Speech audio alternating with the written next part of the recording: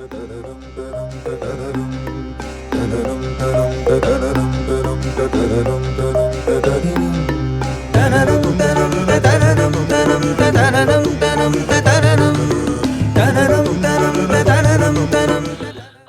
and welcome to my latest podcast. Today's podcast is in the first of a series about campaigners who are often ordinary people doing remarkable things for their communities. Today I'm joined by Adam Glezer from Australia, who was nominated by News Corp in their 2021 Thanks a Million campaign for his work as a consumer advocate. Now, Adam has a strong history of working in customer service and describes one of his pet hates as big corporates taking advantage of the little guy. His consumer advocacy began when, during the 2020 COVID-19 outbreak, he and his wife suffered with a bad experience with their travel agent.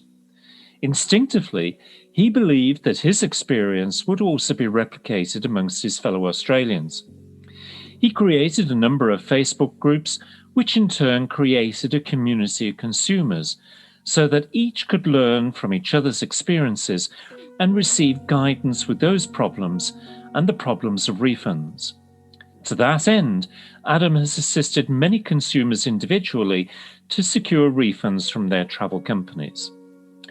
Now, whilst the practical was Adam's initial primary goal, his primary goal now is found in his advocacy on the poor level of consumer protections available to Australian consumers, bringing the scope of what is needed to the attention of federal lawmakers.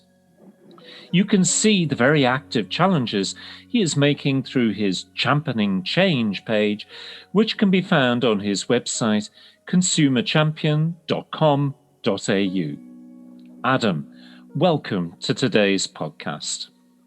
Thank you, Frank.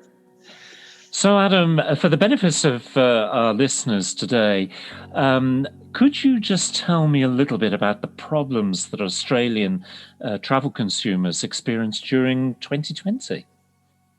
Yeah, absolutely.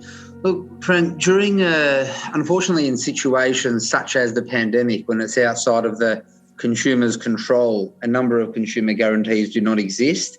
And as a result, there have been tens of thousands, if not hundreds of thousands of Australians who have been trying to battle to get refunds from travel companies and travel agencies, whether it be for flights, for package travel, whatever the case may be. And it's just been met with being told that all that they're going to be getting is a credit and they're not entitled to a refund. It's as simple as that. And this has been going on since March, April of last year, and is continuing to do so and will continue to do so until we get legislative reform in place. Wow. I mean, that sounds almost identical to the kind of situation that many UK consumers have experienced. Indeed, Irish consumers, I can see from where I sit, there's been similar problems, and indeed, right the way across Europe. I just want to ask you, I'm curious, did you imagine at the start of this crisis, or indeed before, that you'd be doing anything like this, sort of speaking up for consumers? Well, I've been on and off. Look, I've been doing it for friends of mine, for friends and family that have been having issues, probably for about 20 years now. However, did I expect that I would be doing it in this capacity for this length of time with this level of intensity? Absolutely not. However, I'm just driven by the fact that consumer law here in situations like this is so weak, and it just has got to be changed. Yeah, indeed. And I absolutely understand that. And as you say, it's one thing to do it for friends and family, but then to suddenly find yourself thrust into a wider cohort of consumers, people you've never even met, is not an easy task, really, to begin with. I mean, what's been the most difficult thing about your work since you started this in 2020? naturally, helping customers get refunds hasn't always been a bed of roses in terms of dealing with the travel companies. However, I'd say seeing the pain and anguish with the customers has. I've been dealing with people that are either a lot of elderly people. I've been dealing with a lot of people that have got terminal illnesses. I've even dealt with some suicidal people, like genuinely suicidal. And these are the things that it just makes me think, how can these companies actually put these people through this? It's and I'd say that is probably the most difficult thing that I've actually encountered, is actually just seeing how badly it actually does affect some people. Yes. Yeah. I mean, it's striking a chord with me, listening to you, because I can think over the years dealing with travel consumers. And the one thing that has struck me over the years is the word consumer kind of implies that we're all on the same level, that we're all equally gifted or talented to understand how to do something, when in fact we're not. The consumer is a strange word in many respects. So I think the more accurate word is a citizen or a citizen consumer, because that encapsulates, if you like, all the vulnerabilities, all the difficulties that people have. And I think legislators and indeed media commentators actually don't appreciate that, and I'm pretty sure, by the sounds of it, you've discovered that for yourself. But I was just wondering, could you tell me a little bit more about the successes that you've had during this COVID crisis in helping consumers? Yeah, sure. The majority of successes that I've had have resulted in digging deeper into individual circumstances. So, for example, if a customer had booked through a travel agent and was unable to get a refund, what I would be doing is I would be recommending, and at times I'd also be going on three-way calls and the like, to the actual airline, and actually finding out for ourselves whether or not they were actually giving a refund to the travel agent, and just really doing my own investigative work. One that comes to mind is early on, I had a elderly lady that was owed approximately $100,000, and after doing a bit of investigation, we ended up getting about $70,000 back quick smart after she had been battling for months and months on end. That's an achievement. So yeah, that was one of them. There have been a lot of success stories. There have been other ones where I've known that just how badly it was affecting them, and I was just willing to dig as deep as I possibly could, and as much as I had to get their refund, even for whether it be for $3,000 or $10,000.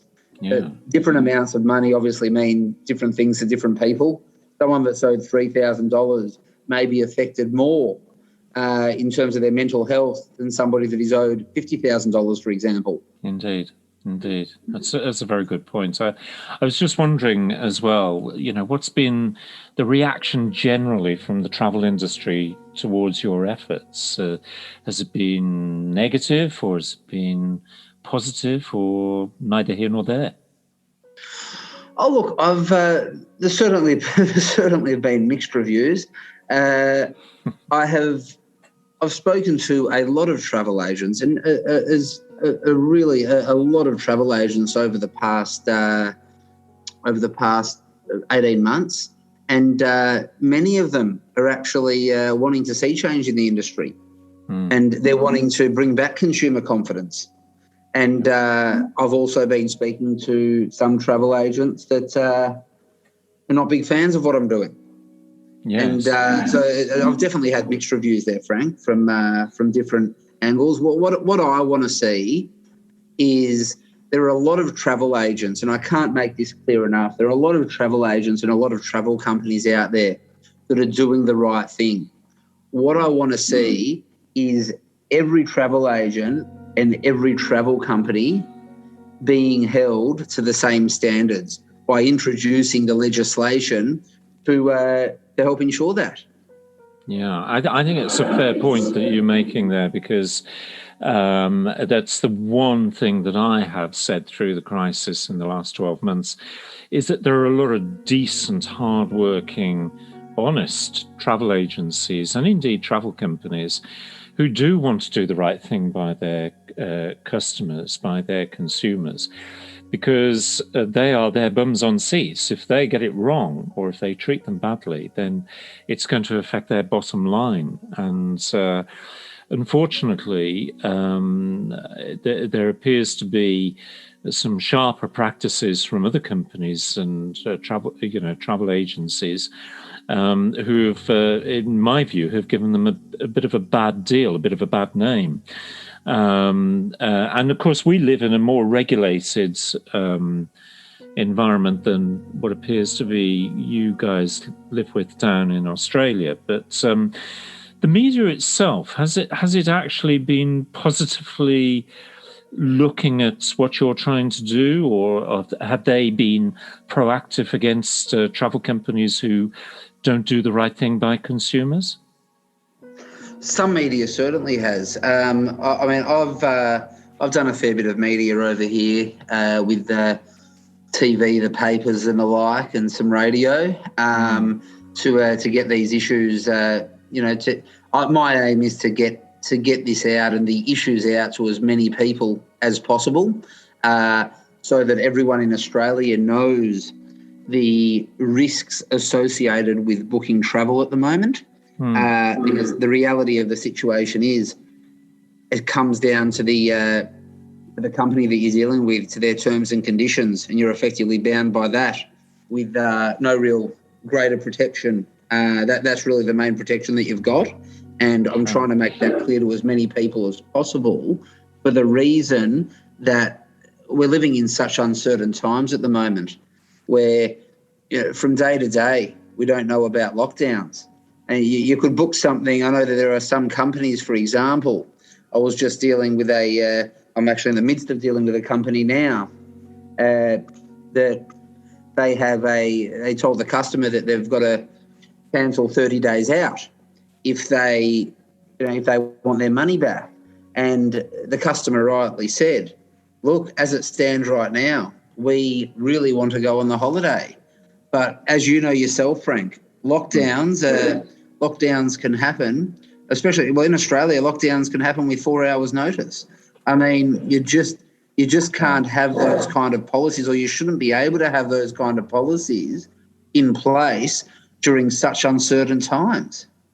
Yeah, I completely agree with you, because there has been over here some wild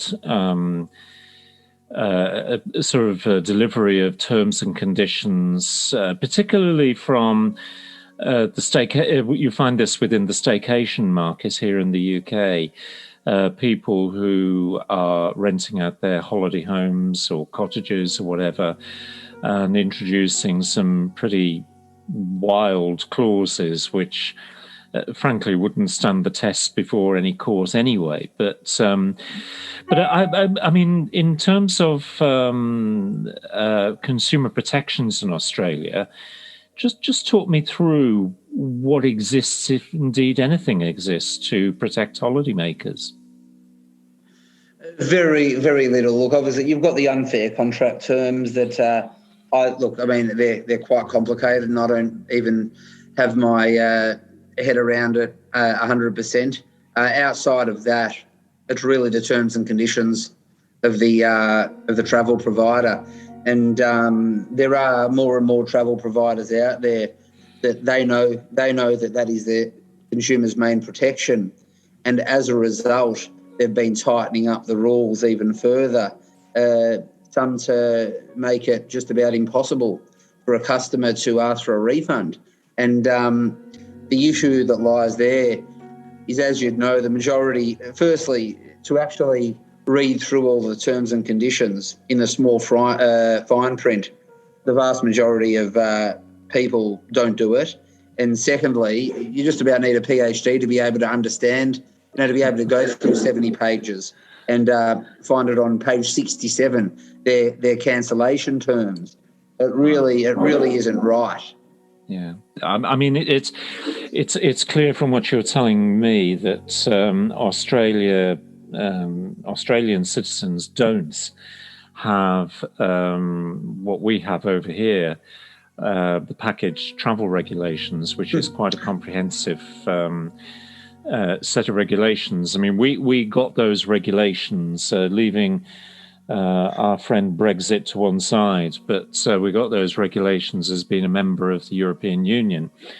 And there are those here in this country who would like to see the back end of those regulations, and indeed that may well happen. But it sounds to me like Australians could benefit from a set of regulations like package travel regulations.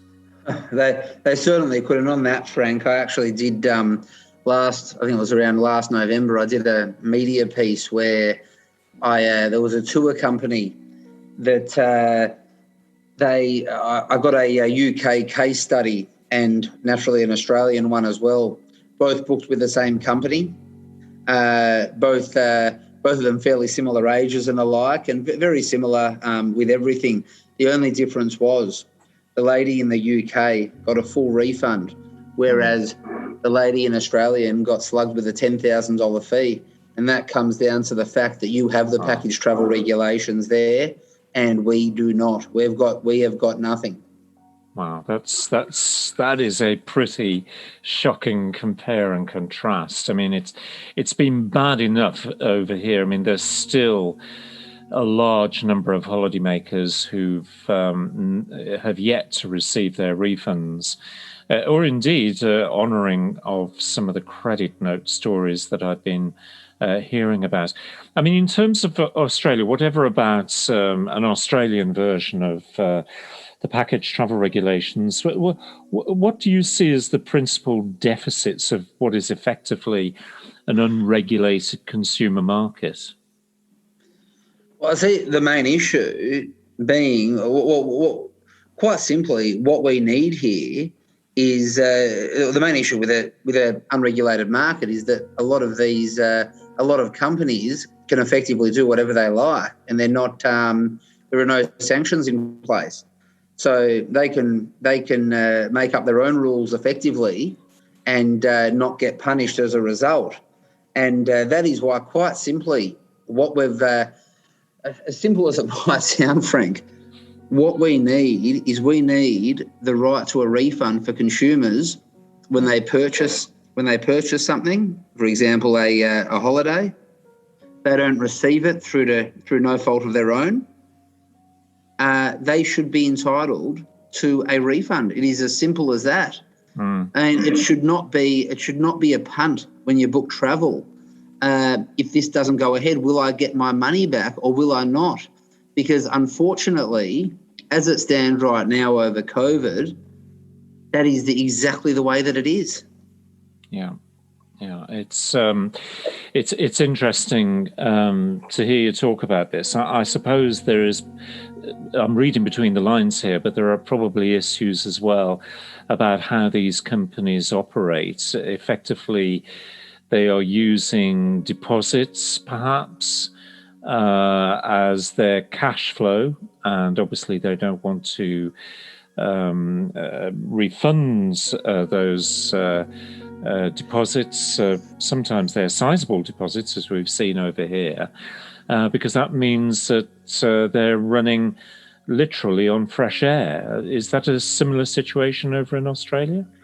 It is, and look, one of the things that we are that we are really trying to push through is mandatory trust accounts, because as it stands right now, they're not mandatory.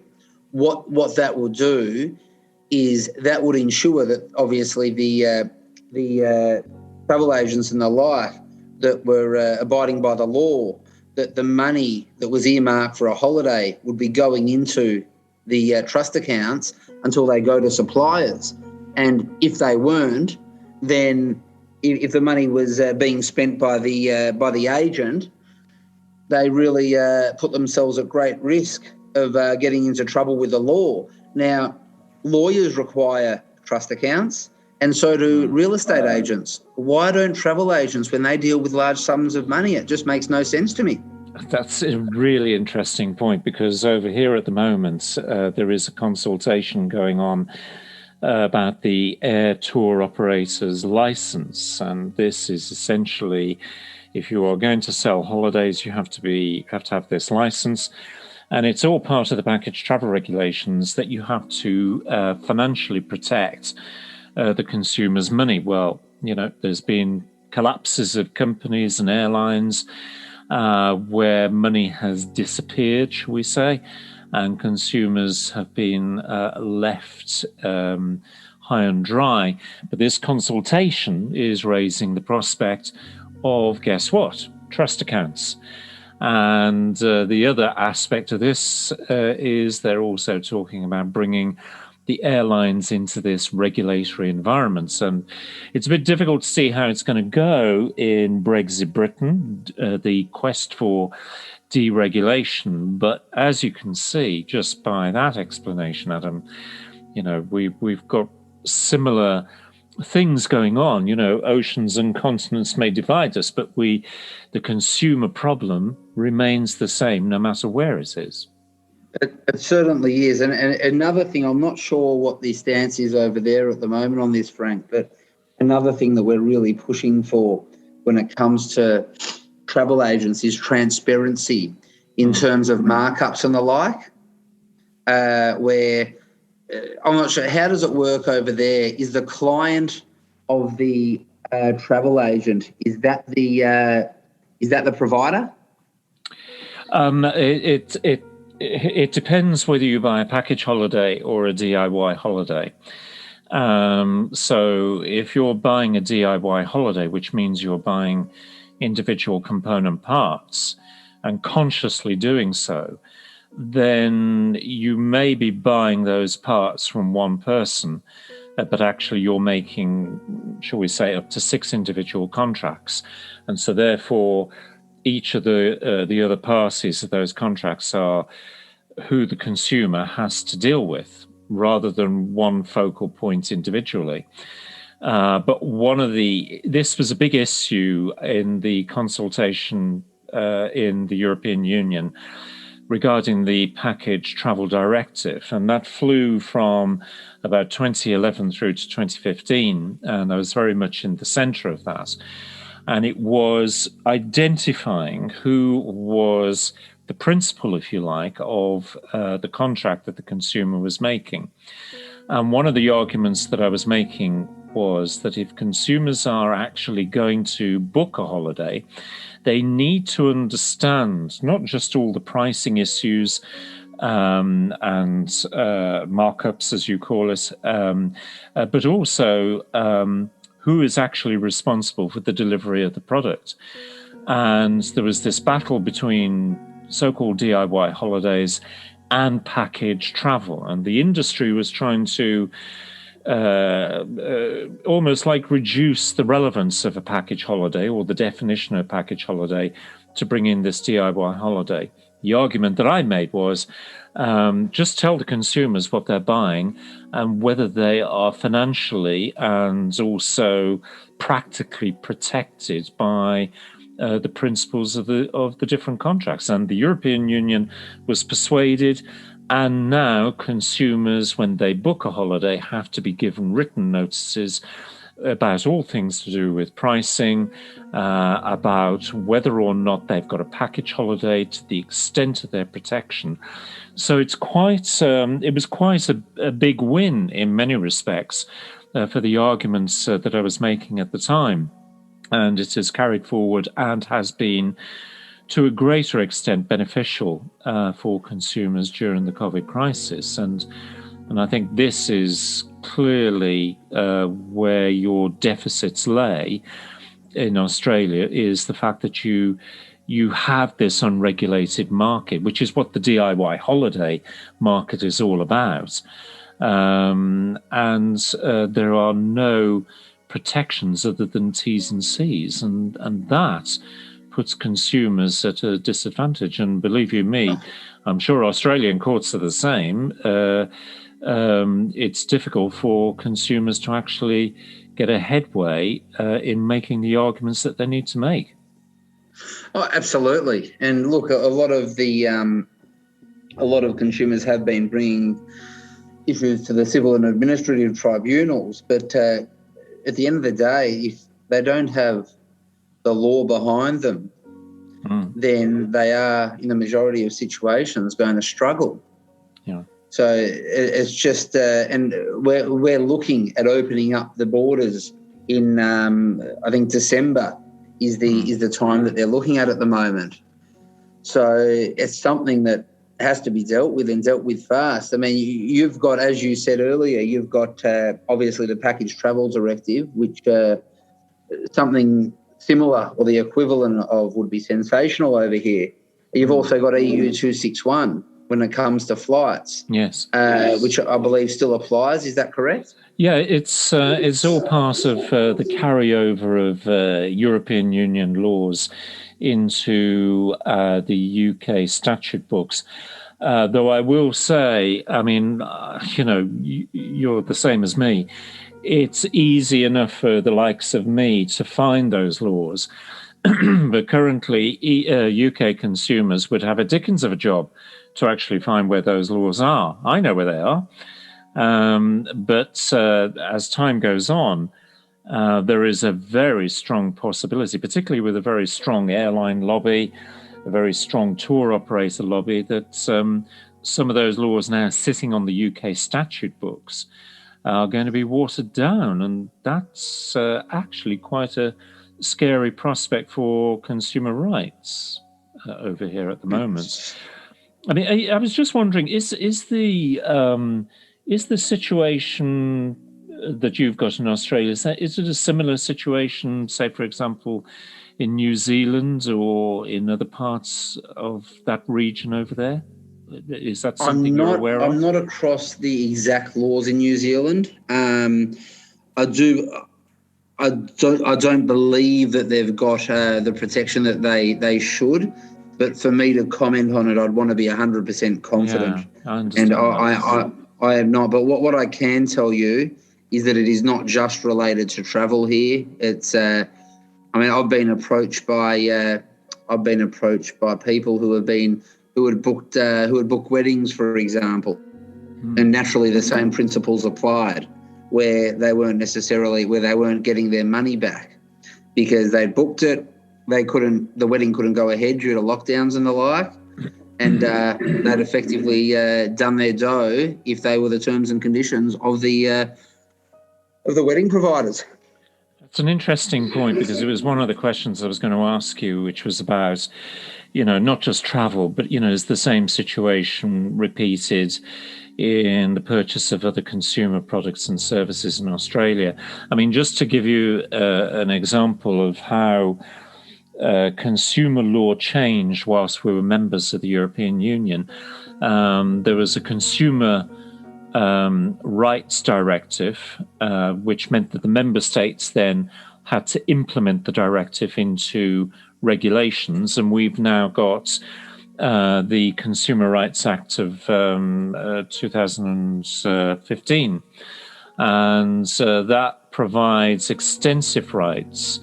Apart from package travel regulation, but it provides extensive rights for the purchase of goods, services, and digital content. So, by the sounds of it, you don't have those kind of protections for other products and services in Australia.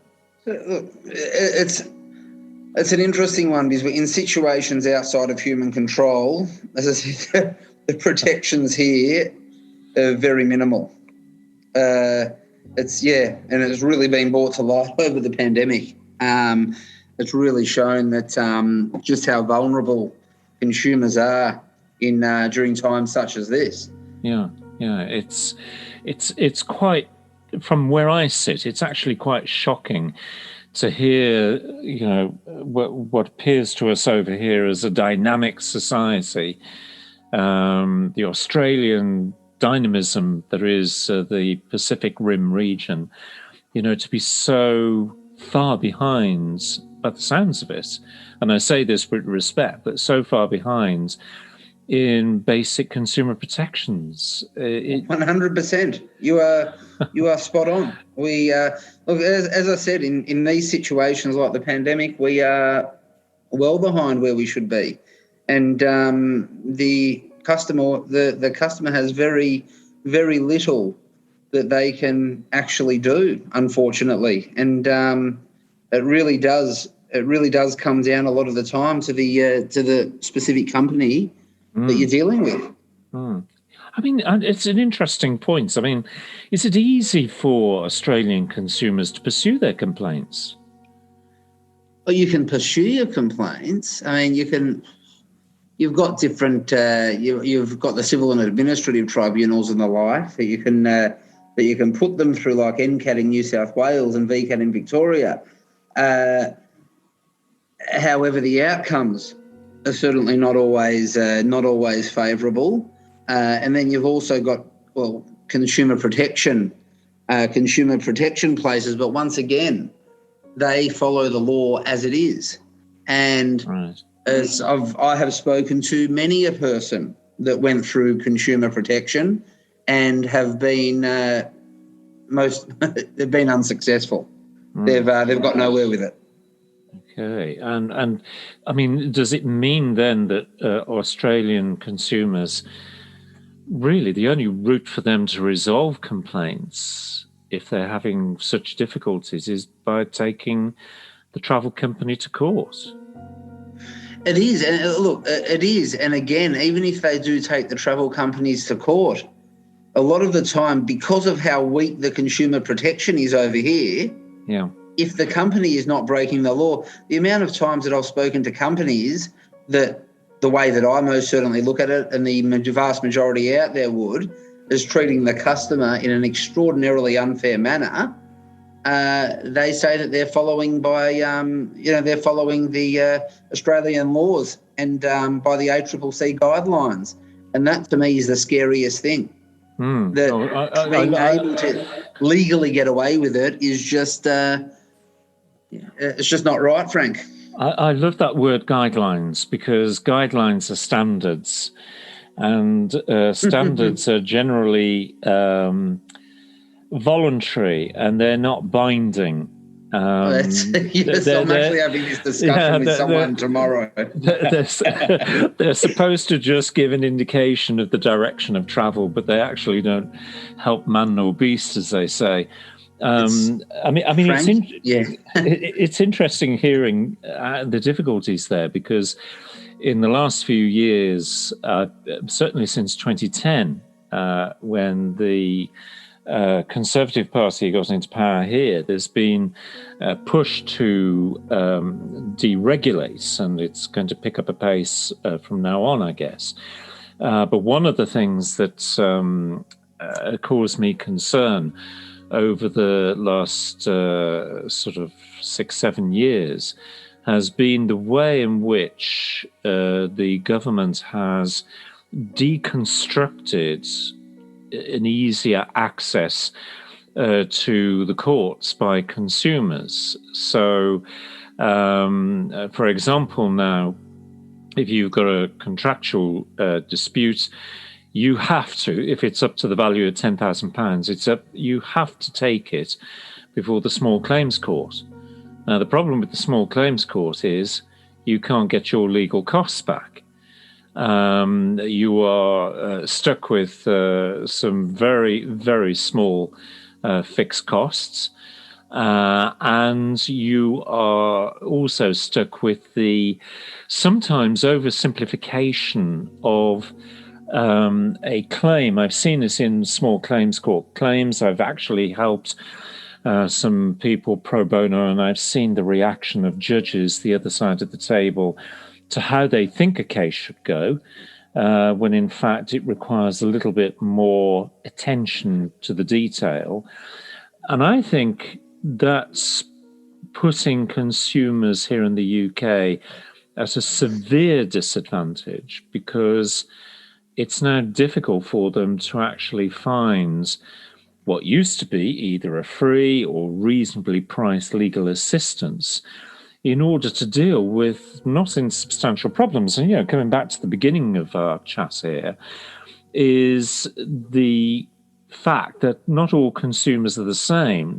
There are plenty of vulnerable consumers in the middle of all this, but yet the UK government seems to believe that, that this is the best way to handle the raft of consumer complaints. And, we're probably going to see more of the same in terms of screwing down access to civil justice. And is by the sounds of it, that's kind of what is going on in Australia. I mean, do Australians or can Australians gain access to free or reasonable priced legal assistance to deal with the problems?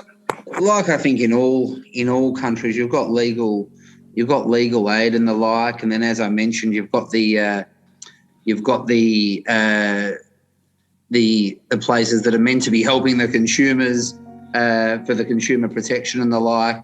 But outside of that, there are a lot of people that certainly cannot access and cannot afford to pay the big bucks for lawyers. And what I wanted to mention to you as well, just on your last point, if I can go back for a second, Frank. Yeah, sure. When we were talking about the best practice guides, I was dealing with a big company not too long ago, and I was having a chat to them, and I said, "But hang on a second, you're going against the best practice guide," and their exact words were, "It's just a best practice guide," which really sums it up. The fact that, as you rightfully said, it is not legally binding. It really, to me, does not mean too much. Unless there are sanctions put in place, it means very little.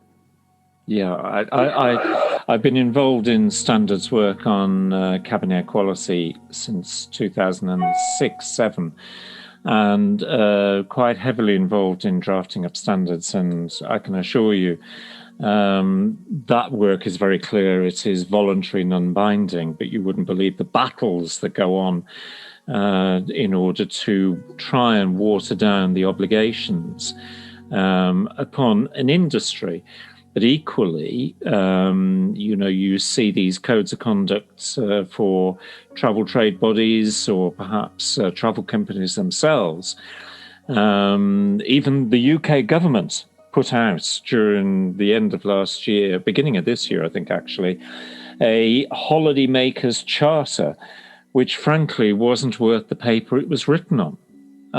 It didn't actually declare any rights or obligations within the charter from the UK government. It was, as I've been arguing over here, it is an indication of things to come about how they see consumers being guided by guidance, standards, codes, and stuff like that in order to deliver what I refer to as light touch regulation. And by the sounds of it, Adam, Australian consumers are gifted with light touch regulation. It is, from where I sit listening to you, it only seeks to confirm my worst fears, as it were, that I've been uttering since 2016 about the future of consumer rights here in the UK. But from your perspective, what do you think your final comments would be to UK consumers and their consumer rights? This is what deregulation looks like, and when you've got a deregulated environment, and the consumers really, and this is Australia is proof of it. We've got very, very, very, very little recourse and very little protection in place to support you in your quest for a refund. So I would strongly recommend against it in the UK. I think that they should use Australia as an example and see that it is, to me, nothing short of a disaster.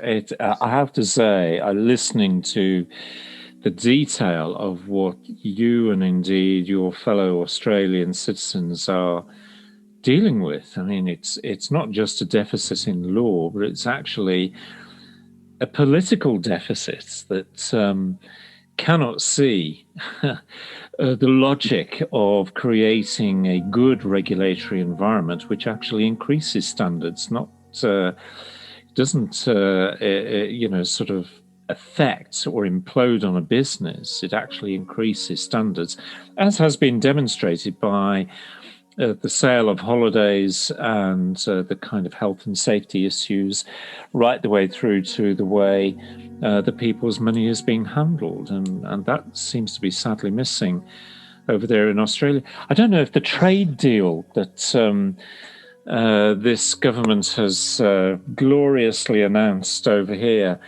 between the UK and Australia, I don't think the trade deal touches on consumer rights or anything like that. So I don't know if you know any better, Adam.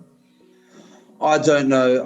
I don't know any better, but I don't know too much about that, Frank. But what I will say to you and to your listeners is that even though I know there are still a lot of battles, and I read about them regularly, I keep up to date with what's going on with these issues in the UK. I know there are a lot of battles, and there's even further protection that consumers want and should have in place.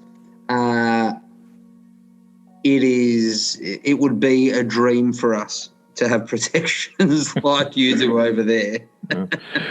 Well, I sincerely hope Australia and your fellow citizens do begin to enjoy, and it seems that COVID may well be the catalyst that has started the broader conversation off. I certainly wouldn't wish on Australia the potential nightmare that's developing over here on consumer rights, because that's going back to the future, as they say. But Adam, I would like to thank you very much for your time this morning.